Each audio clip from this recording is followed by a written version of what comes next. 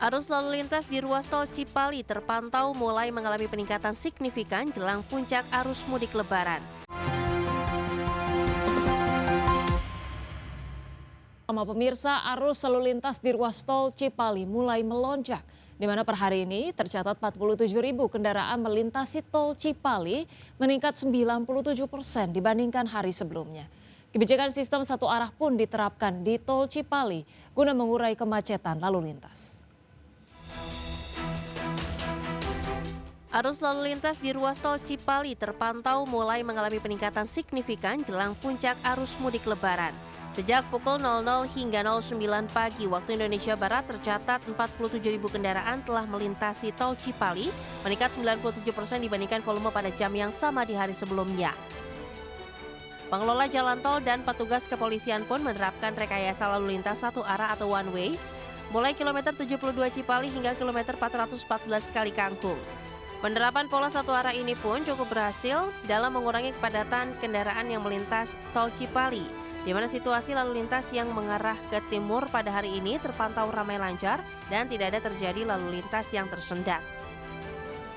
Kendaraan yang melintas di jalur tol Cipali terpantau masih dapat melaju dalam batas kecepatan normal. Adapun kendaraan pribadi mendominasi dan mayoritas kendaraan yang melaju menuju arah timur bernomor polisi Jakarta dan sekitarnya, yakni plat B. Sementara itu, seiring dengan semakin meningkatnya jumlah kendaraan yang memasuki tempat peristirahatan atau rest area di sepanjang jalan tol Cipali, maka pihak rest area memberlakukan kebijakan durasi maksimal hingga 30 menit bagi pengemudi yang hendak beristirahat atau menjalankan ibadah. Dari Jakarta, Hadis Tiarifa, Andri Setiawan, IDEX Channel. Ya, sementara itu pemirsa, pemerintah siap menggunakan saldo anggaran lebih atau SAL untuk menangkal lonjakan harga minyak dunia. Langkah ini digunakan untuk menjaga defisit APBN 2026 tetap bertahan di level 3% terhadap produk domestik bruto.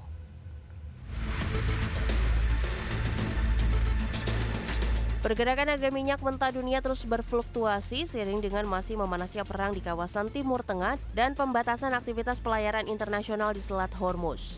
Minyak jenis Brent untuk kontrak pengiriman bulan Mei 2026 kembali menembus level $100 Amerika Serikat per barrel, tepatnya di $103,54 Amerika Serikat per barrel. Sedangkan harga minyak West Texas Intermediate atau WTI masih bertahan di $96,18 Amerika Serikat per barrel. Dan menyikapi perkembangan kondisi geopolitik dan geoekonomi serta kenaikan harga minyak dunia, Kementerian Keuangan menyatakan siap untuk menggunakan saldo anggaran lebih atau SAL. Strategi ini guna menjaga dan mempertahankan level defisit anggaran pendapatan dan belanja negara APBN tetap berada di angka 3% terhadap produk domestik bruto. Menteri Keuangan Purbaya Yudhistira Dewa seperti dikutip media mengatakan berdasarkan skenario moderat dari beberapa skenario yang telah disampaikan Menteri Koordinator Bidang Perekonomian Erlangga Hartarto pekan lalu, harga minyak mentah Indonesia atau Indonesia Crude Price atau ICP diproyeksikan di level 97 per barrel dan kurs rupiah 17.300 per dolar Amerika Serikat, maka defisit APBN 2026 bisa mencapai 3,53% terhadap PDB, sehingga ada penambahan belanja pemerintah sekitar 110 triliun rupiah.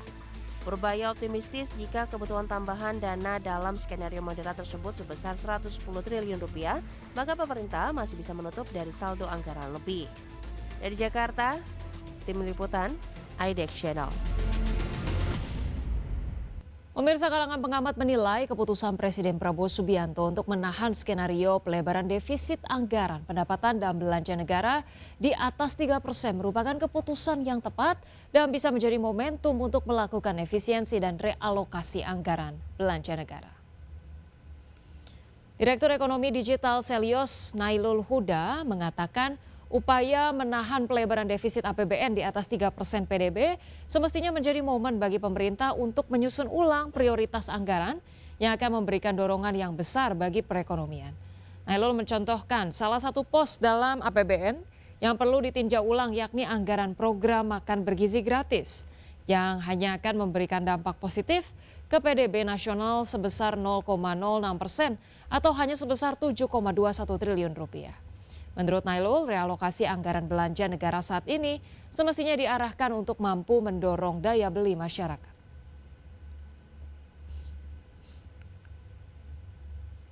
Nah, kita harap sebenarnya dari sisi pemerintah itu membuat prioritas anggaran yang memang berimpact besar terhadap perekonomian. Kita tahu, kita menghitung lah untuk dampak dari MBG ini itu cukup kecil, 0,06% dibandingkan dengan GDP nominal. Itu sangat kecil sekali.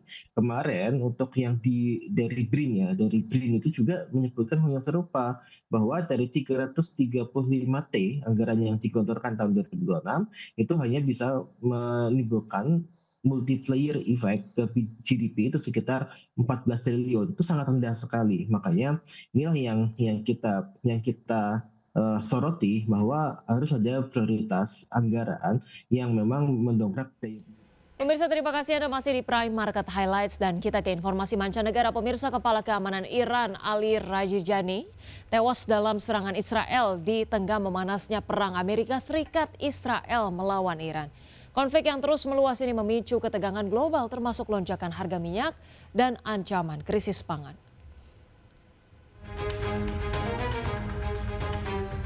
Pemerintah Iran mengonfirmasi Kepala Keamanan Ali Larijani tewas dalam serangan Israel pada Selasa. Ia menjadi pejabat tertinggi yang tewas sejak awal perang Amerika Serikat Israel melawan Iran.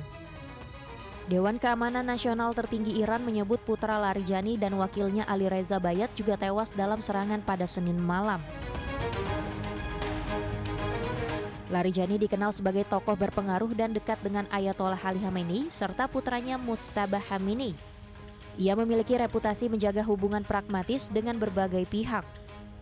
Pemimpin tertinggi baru Iran, Mujtaba Khamenei, menolak tawaran deeskalasi atau gencatan senjata dengan Amerika Serikat. Ia menegaskan belum ada ruang untuk perdamaian.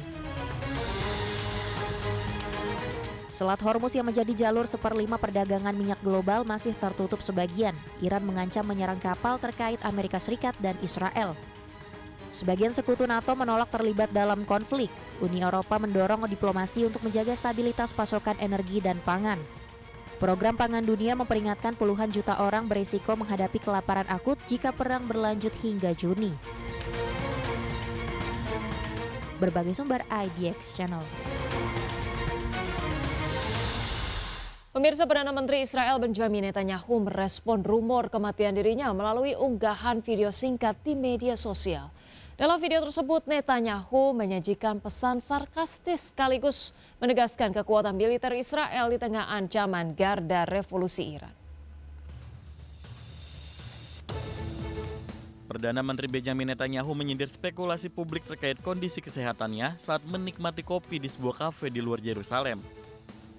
Netanyahu juga mematahkan rumor penggunaan teknologi AI pada pidato sebelumnya dengan meminta warga menghitung jumlah jarinya di depan kamera. Di tengah rumor tersebut, Netanyahu menegaskan bahwa pasukannya terus melakukan serangan keras terhadap Iran dan Lebanon. Dirinya juga meminta warga untuk tetap mematuhi instruksi keselamatan serta mengaku mendapat kekuatan dari ketahanan rakyat dan militer Israel.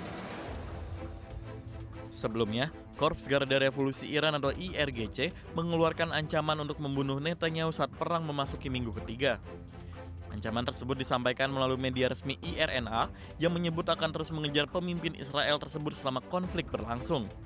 Jakarta, Tim Liputan IDX Channel.